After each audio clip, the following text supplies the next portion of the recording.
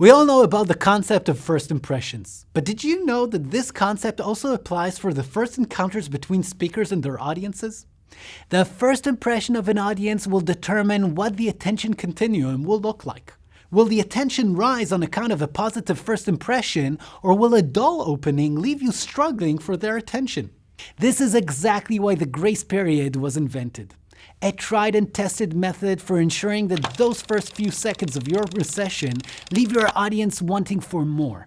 A well-designed and effectively delivered grace period will set the tone for the entire encounter with your audience. Here's how it's done. A good grace period will always include a teaser, something that evokes interest or curiosity amongst your audience, either towards you or the subject matter. 2. You also have to make sure there's a clear reference to the audience's expected benefit. That is the value you or your topic promises to create for those who pay attention. Be clear on the benefit and make sure it's really relevant to this specific audience. The third component of a winning grace period is credibility. As interested as your audience may be in the subject matter or in the benefit we've just stated, they're still wondering what makes you suitable to stand before them. Therefore, be sure to present your connection or professional linkage to this subject matter. And finally, the fourth and last component of grace period, that one thing that many people forget to mention, the topic. Be sure to state exactly what you are going to focus on with a clear and concise title. If you can word this title in a way that hints to the expected benefit, even better.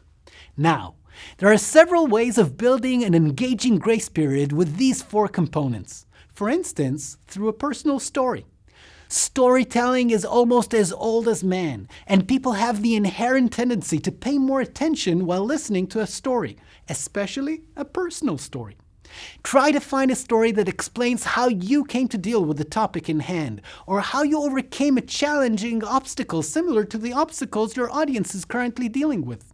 You can also tell a story that goes to how you gained something valuable, again, similar to the kind of value that your audience is most likely to be interested in.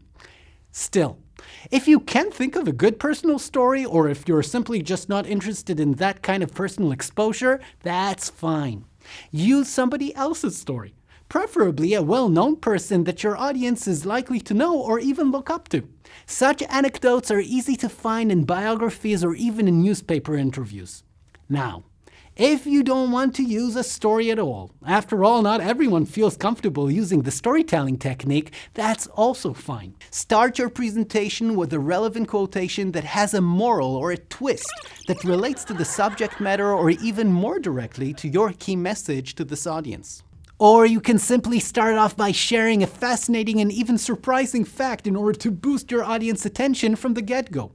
Do this even before you introduce yourself. This is an effective nonverbal way of telling your audience, hang on to your seats, you're in for a fascinating session.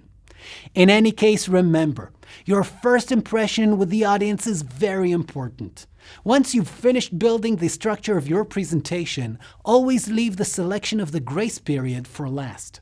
Be sure to include a grace period at the beginning and at the ending in order to ensure that your audience begins and ends its encounter with you on a positive note.